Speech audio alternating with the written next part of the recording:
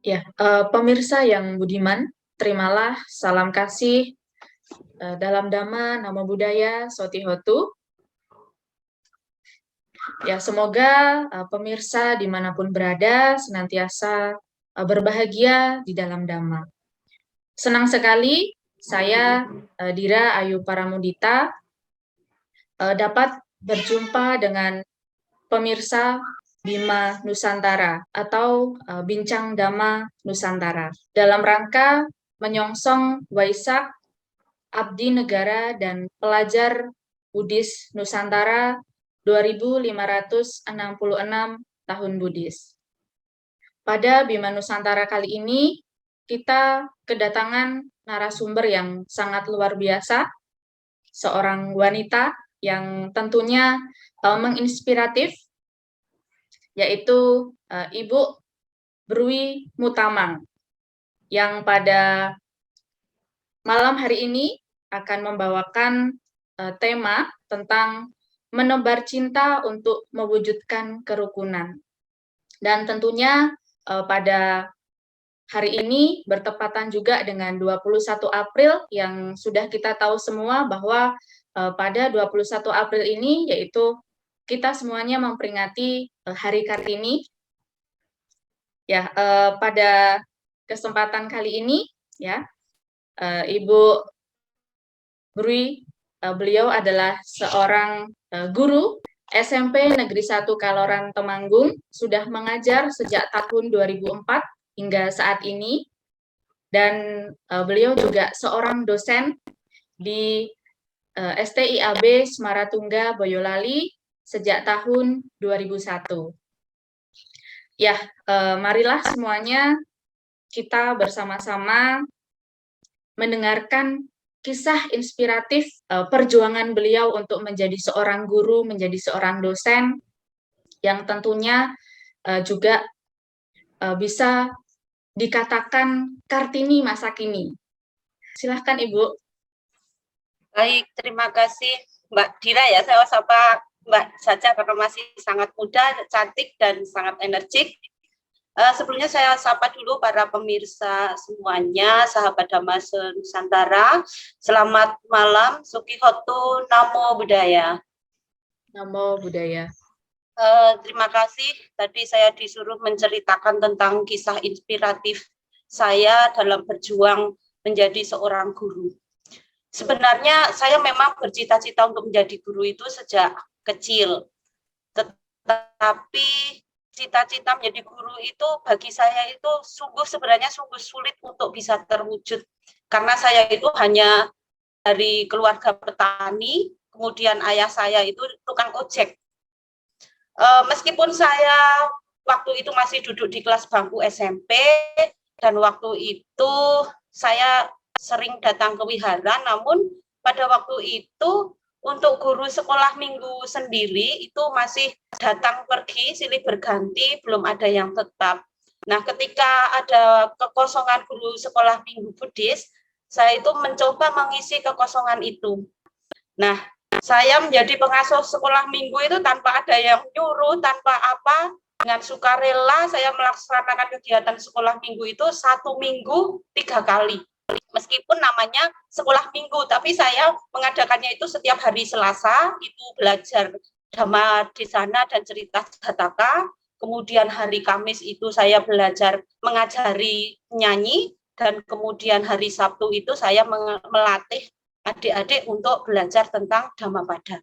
Kemudian minggu paginya itu ada kegiatan khusus kerja bakti anak-anak sekolah minggu. Nah, kegiatan seminggu 3 kali untuk sekolah minggu dan 4 kali kalau dengan kerja bakti itu saya lakukan dengan tulus tanpa ada apa-apa dari yayasan, jangankan yayasan, dari para orang tua murid pun tidak ada apa-apa. Nah, saya sampai bicara sendiri dalam hati, kalaupun saya tidak jadi guru di sekolah formal, lah saya sudah jadi guru sekolah minggu gitu. Nah, akhirnya ini Mbak, tadi saya katakan saya hanya anak seorang petani. Lulus SMP itu saya tidak lanjut ke SMA, karena bapak saya bilang, kalau kamu mau melanjutkan SMA, kamu harus nunggu kakak kamu lulus dulu. Akhirnya saya berhenti 1 tahun. 1 tahun itu saya ditawari kerja oleh Pak Anton waktu itu.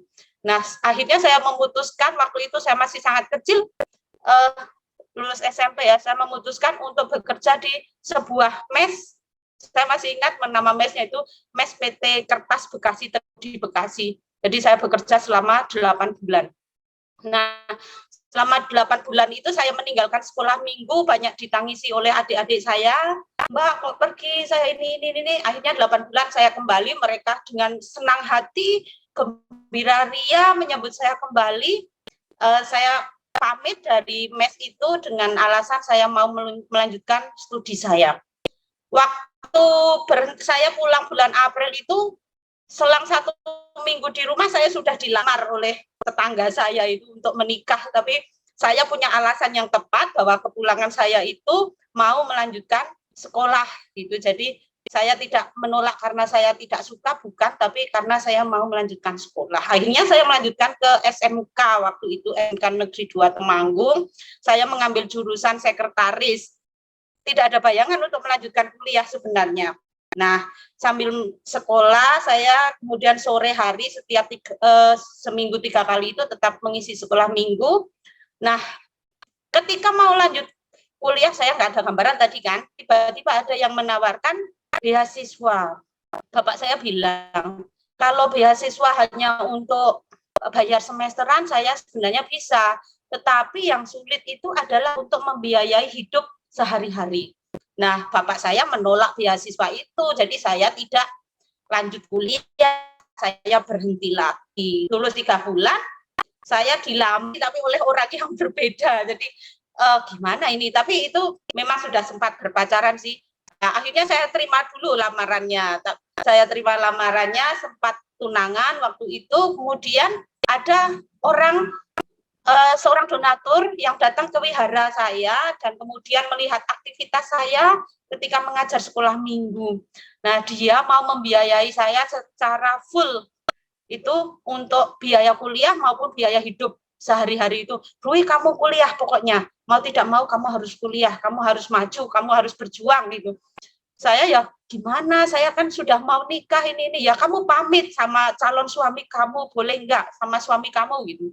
Hanya itu. Waktu itu kebetulan suami saya, calon suami saya itu mau nyalon kepala desa kan, jadi harus masih single waktu itu. Padahal ada syarat, katanya sih ini hanya laman politik saja ya, bilang harus sudah menikah. Nah, saya itu sudah di booking waktu itu untuk menjadi istrinya gitu. Kemudian akhirnya saya memutuskan untuk melanjutkan kuliah di Sekolah Tinggi Ilmu Agama Buddha Semaratungga Boyolali. Dalam keadaan ya sudah tunangan, kemudian beberapa bulan kemudian menikah, dan saya kuliah itu sudah akhirnya nanti berbana 2 dan sudah punya anak. Anak saya ajak, kemudian sampai salah satu dosen saya bilang, Bro itu kuliah 3 orang, tapi bayarnya hanya 1 gitu. Tapi saya tetap semangat, 9 bulan anak saya ajak ke Boyolali, kemudian setelah beberapa pertimbangan akhirnya saya tinggal. Hari Senin saya berangkat, kemudian Jumat itu saya pulang, Jumat sore, tapi 5 hari itu saya selesaikan semua tugas kuliah, sehingga saya tetap tidak ada beban ketika harus merawat anak saya. Nah, saya harus berjuang, memikirkan kebutuhan sehari-hari, membesarkan anak, kemudian tugas-tugas yang cukup banyak waktu itu, tapi terima kasih saya bisa menyelesaikan tugas-tugas itu dengan baik. Akhirnya saya lulus tahun 2003. Sebelum ijazah saya terima itu sudah ada pendaftaran CPNS. Saya bersaing bersama teman-teman saya, ijazah belum di tangan, waktu itu belum ada HP, hanya ada kesempatan mendaftar 3 hari. Nah, malam hari itu berjuang menunggu ijazah, nginep tanpa ada komunikasi dengan orang rumah. Saya itu dicari kemana, ini pergi apa, saya dapat pergi nggak bilang-bilang ini itu, padahal juga waktu itu bayar ambil ijazah harus bayar dulu, saya belum punya uang sepeser pun. Nah itu, tapi semua bisa saya lalui, bla bla bla bla, saya akhirnya bisa diterima sebagai calon pegawai negeri dan diangkat. Sekarang saya mengabdi di SMP Negeri 1 Kaluran. Begitu Mbak Dira. Saya hanya anak seorang tukang ojek dengan keterbatasan biaya. Maka sejak saat itu saya ketika menjadi PNS kemudian bertekad suatu saat saya akan mencarikan beasiswa bagi anak-anak yang berprestasi tapi terkendala secara ekonomi. Itulah Mbak Dira perjuangan saya, jadi bukan perjuangan yang mulus gitu ya, penuh dengan onak dan duri. Begitu. Ya, wah luar biasa ya perjuangannya. Jadi benar-benar dari titik terendah ya Bu ya. Tidak Iya, gampang. Kalau menlah. mungkin ya anak sekarang mungkin sudah difasilitasi dengan gampangnya untuk bersekolah, tetapi ketika mendengar cerita dari Ibu Brui tadi, butuh perjuangan ya untuk bagaimana caranya agar yang penting saya bisa sekolah ya. Iya, itu ada lagi Mbak Dira. Saya ketika berangkat sekolah waktu SMK itu jam 6 pagi sudah harus berangkat, kemudian siangnya itu saya jalan kaki 3 kilo. Kadang sehari dikasih uang saku, 2 hari berikutnya tidak dikasih uang saku. Itu saya jarang, makanya saya sering puasa. Kalau dulu itu teman-teman saya puasa Senin Kemis. Hari Senin dan Kamis itu puasa. Saya ikut-ikutan tanpa tahu artinya mau apa ini. Tapi dalam hati saya itu hemat uang jajan. Ya, kalau saya nggak jajan berarti besok 2 hari berikutnya saya masih tetap bisa berangkat sekolah. Kalau saya jajan berarti besok saya tidak bisa berangkat sekolah, begitu. Karena ayah saya, kamu senang sekolah atau senang disekolahkan? Kalau senang sekolah berarti apapun rintangannya kamu pasti tetap sekolah. Tapi kalau senang disekolahkan, kamu kalau bapak kamu nggak punya uang saku, berarti kamu nggak berangkat. Sudah mau berangkat itu sudah ditantang begitu sama bapak saya. Jadi saya jalan kaki 3 kilo pun itu saya jalani. Padahal ayah saya itu tukang ojek, tapi nggak pernah jemput saya. Jadi kaki saya itu sampai belang separuh itu karena jalan kaki kepanasan tiap hari, Mbak Dina. Gitu ya. Jadi ini cerita susah saya, tapi semoga bisa memotivasi adik-adik ya yang masih duduk di bangku SMA, SMP maupun SD. Jadi untuk mencapai suatu hal yang menyenangkan itu harus dilandasi dengan perjuangan, tidak bisa instan begitu ya Mbak Dira. Iya, benar sekali Bu. Saya setuju sekali dengan apa yang disampaikan oleh Ibu Brui ya, bahwa jadi Bu Brui juga dari kisah-kisahnya sebenarnya ini adalah Kartini masa kini. Seorang perempuan itu kan dianggap hanya bisa maca, Iya, masak, dan mana. Nah, mana tetapi ya? ya, tetapi ketika Ibu Brui ini berjuang dengan penuh semangat, beliau rela ya, bahkan puasa agar yang penting saya bisa sekolah. Wah, ini perjuangan yang sangat luar biasa sekali dan tentunya sangat menginspiratif. Orang-orang di sekitar saya, masyarakat di sekitar saya itu menganggap, wah Bro itu sombong gini. Di tempat saya kan dulu perempuan juga tidak banyak yang sekolah, gitu ya. SMP bahkan teman saya itu lulus SD itu sudah langsung menikah. Teman-teman sekarang saya yang sekarang itu sudah punya banyak cucu. Saya masih anaknya masih kecil sekarang. Lah teman-teman saya sudah menimang cucu ini ya. Jadi saya sebenarnya juga melawan budaya di tempat saya juga karena Bro itu sudah punya anak, berhenti saja sekolah, ngapain sekolah tinggi-tinggi. Itu setiap kali saya berpapasan dengan orang-orang di kampung ketika mau berangkat kuliah itu, ngapain lah Mbak sekolah tinggi-tinggi, gopo gitu ya, seperti itu. Ada satu pertanyaan nih Bu. Dulu masih masih gelap ya Bu, dan sekarang Iya. sudah terang, ibaratnya seperti itu. Jadi habis gelap terbitlah terang. Nah, sekarang ini kan tentunya Ibu sudah memiliki keluarga, memiliki anak, dan juga harus mengabdi untuk menjadi seorang guru dan juga seorang dosen, dan mungkin saja masih mengajar sekolah minggu. Nah, bagaimana Bu untuk menyeimbangkan, jadi agar semuanya itu berjalan dengan sesuai dengan porsinya, gitu. Bagaimana Bu?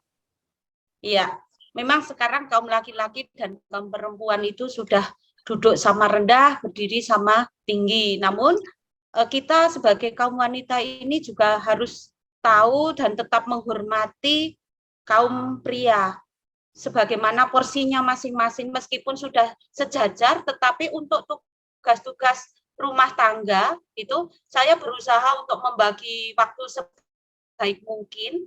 Ya, saat ini saya masih ngajar di Semaratungga dan juga di SMP. Untuk sekolah minggu sudah saya lepas gantian dengan yang muda gitu.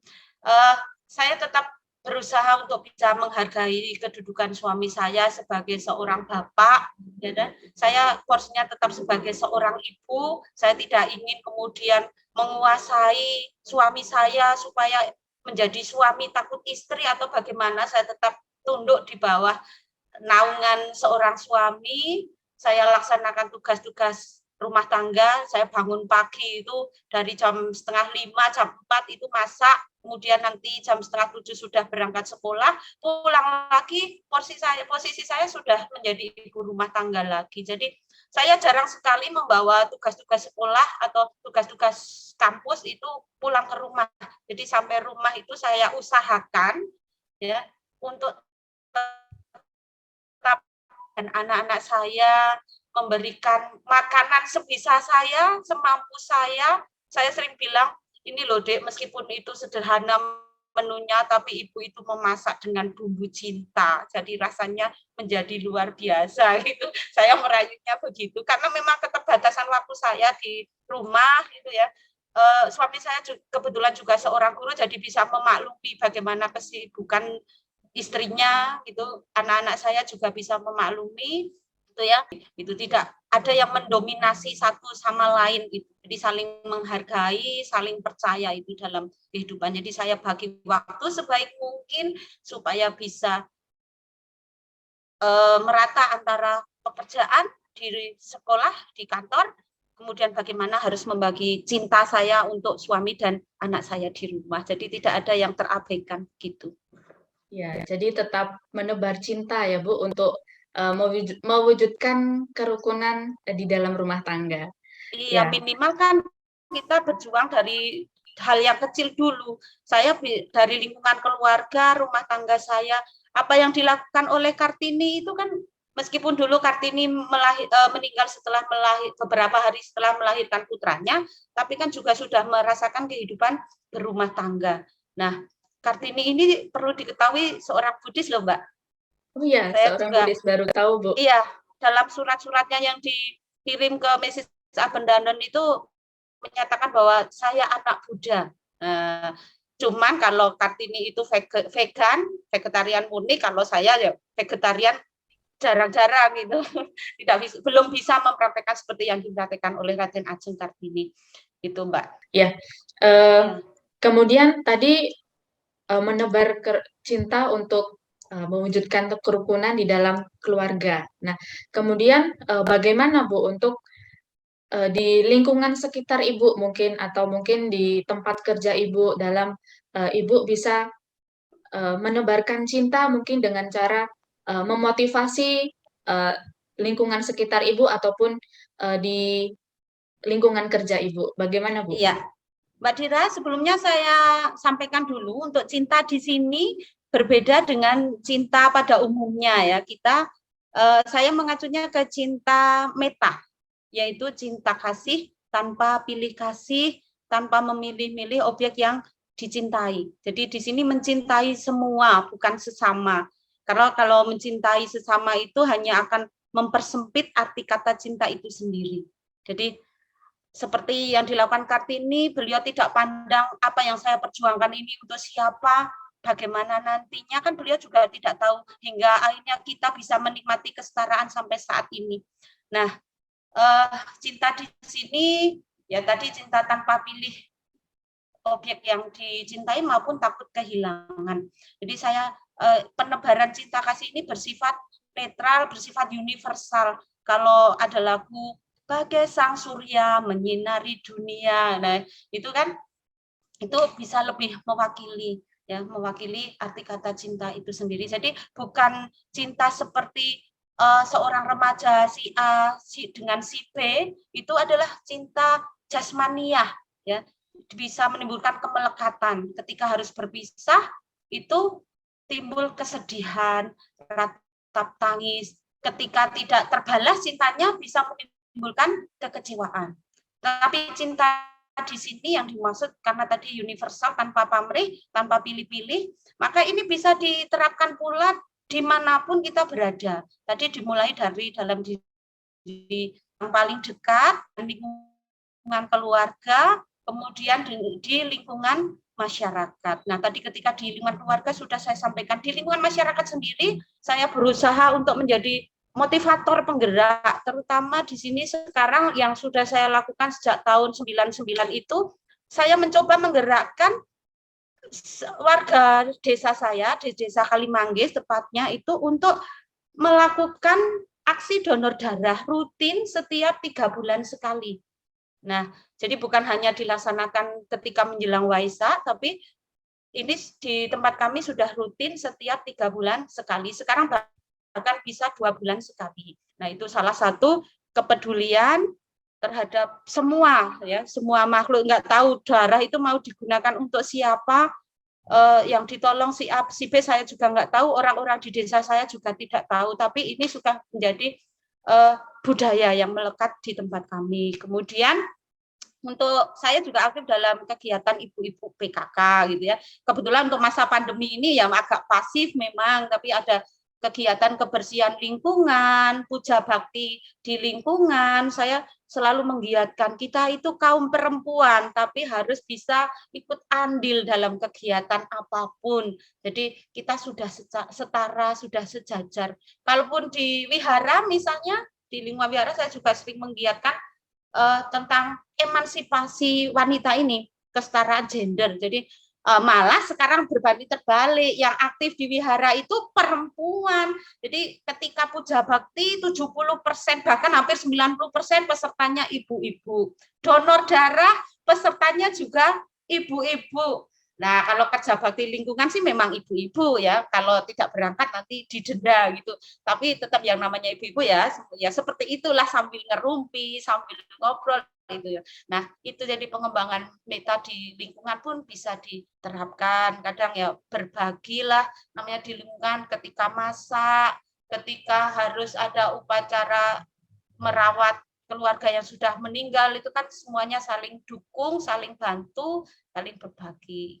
Jadi saya tidak menutup diri bersifat eksklusif, tidak, saya tetap membaur dengan lingkungan sekitar, meskipun di sela-sela kesibukan saya harus tetap bisa membagi waktu saya. Belum di organisasi PGRI, nah, dan yang lain-lain di sekolah juga saya ikut memotivasi teman-teman saya untuk bergerak, minimal lah menjadi bisa ketika dilihat oleh orang lain, wah Bu Guru itu yo rajin atau bagaimana saya nggak tahu sih, tapi bukan hanya untuk pencitraan. Ketika harus berkarya, menulis buku atau menulis apa gitu, saya juga ikut memotori teman-teman saya begitu. Wah, luar biasa sekali ya. Jadi kalau bisa kita tarik kesimpulan, pengorbanan ataupun usaha yang dilakukan oleh Ibu Brui ini tentunya bukan hal yang gampang juga ya, tetapi kita yakin semuanya pasti kalau mau dan ada usaha pasti bisa ya Bu ya. Iya pasti itu, di mana ada kemauan pasti ada jalan gitu. Kecuali kalau kita memang nggak mau gitu, beda lagi. Nah, kalau terkendala hal-hal lain itu sudah faktor X gitu ya. Tapi niat dari dalam diri itu yang paling utama tentunya gitu. Ya, niatnya harus kuat dulu ya Bu ya. Iya benar, harus punya tekad atau aditana yang kuat. Ya. Nah, ini untuk memunculkan tekad ataupun aditananya bagaimana Bu biar tentunya nanti bisa apa ya mendukung kita untuk mencapai apa yang kita inginkan atau tujuan kita. Ini bagaimana Bu? Sebenarnya untuk target, saya tidak pernah menarget diri saya harus seperti apa. Saya hanya melakukan apa yang seharusnya saya lakukan, sehingga tidak menimbulkan ketegangan. Kalau misalnya harus dipaksa begini-begini, harus mencapai segini, kalau tidak tercapai nanti timbul kesedihan, gitu, kekecewaan. Saya seharusnya begini, kok nggak tercapai, ketegangan muncul. Nanti yang muncul lagi mah kebencian. Gitu. Kebencian muncul dari dalam diri kita, rasa tidak senang, penolakan, akhirnya ketegangan, hubungan dengan keluarga menjadi tidak harmonis, mencari kambing hitam, gitu, menyalahkan siapa-siapa yang di luar, sementara kita tidak ada perjuangan yang keras dari dalam diri kita. Jadi saya hanya melakukan apa yang seharusnya saya lakukan. Biasanya untuk mencapai hal itu saya tidak menunda-nunda pekerjaan. Itu. Jadi saya sampaikan juga pada anak saya, pada siswa-siswa saya, pada mahasiswa saya, kunci sukses salah satunya adalah tidak menunda pekerjaan. Meskipun kadang ketika kita sudah melakukan sesuatu, mengerjakan sesuatu, kemudian ada perubahan. Tetapi kan tidak menimbulkan penyesalan kalau sudah kita kerjakan. Minimal kita sudah berusaha. Benar atau salah itu sudah lain lagi, ya. Kemudian selain tidak menunda pekerjaan, saya sering berpikir yang saya lakukan ini bermanfaat atau tidak, atau justru hanya menguntungkan diri saya sendiri. Ketika apa yang saya lakukan ini bermanfaat bagi banyak orang, ya akan segera saya lakukan. Kalau hanya menguntungkan diri saya secara pribadi, kan itu saya nanti yang muncul keserakahan, kesombongan, begitu. Jadi saya itu. Jadi kalau misalnya semuanya sajalah mari, kalau misalnya ada pekerjaan, kita tidak tahu apa yang akan terjadi nanti. Makanya saya jarang, sejak kuliah pun, itu sampai saat inilah pekerjaan-pekerjaan saya usahakan selagi tidak sakit, itu ya. Kalau sakit lain lagi masalahnya. Kalau sakit saya biasanya menunda, tapi kalau saya sehat, bisa berangkat, bisa bangun dari tempat tidur, sakit pun tetap saya jalani, saya kerjakan begitu. Jadi kunci utamanya disiplin, tidak menunda pekerjaan gitu. Wah, luar biasa sekali ya. Jadi perlu diingat ya untuk pemirsa semuanya bahwa disiplin, tidak menunda-nunda pekerjaan, kemudian juga kita harus tahu apa yang kita lakukan ini bermanfaat untuk orang lain atau tidak. Nah, ini adalah kunci agar kita memiliki tekad yang kuat untuk mencapai tujuan kita. Mungkin sebelum kita tutup, Ibu Brui bisa memberikan pesan-pesan untuk pemirsa semuanya. Silakan, Bu.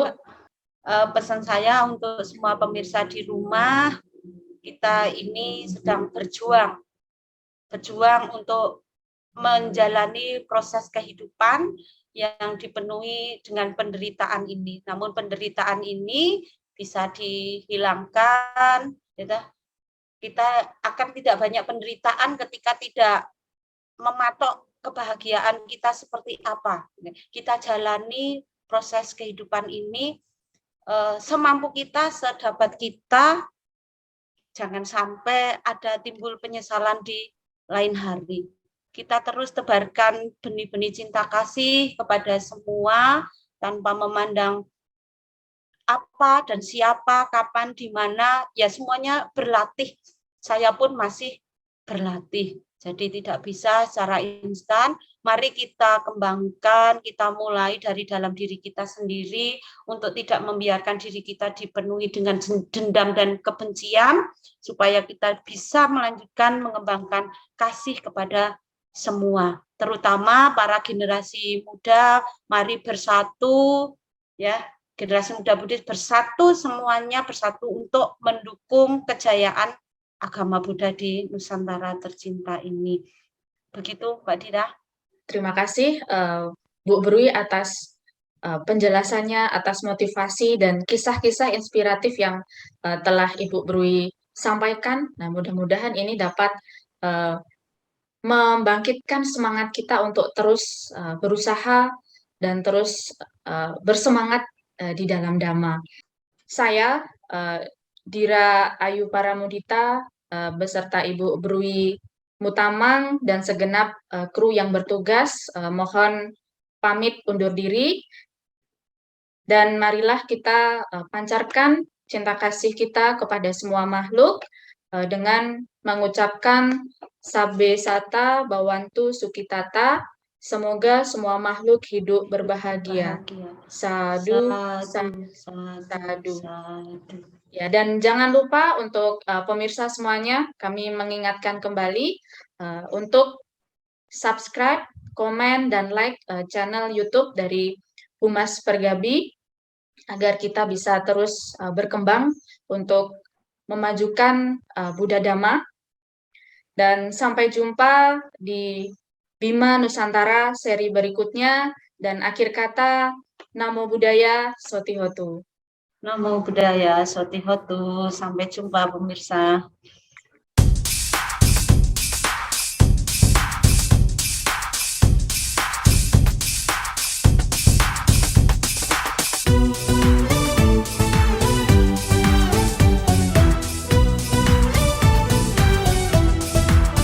Selamat Hari Waisak, selamat Hari Waisak, selamat Hari Suci Waisak semua.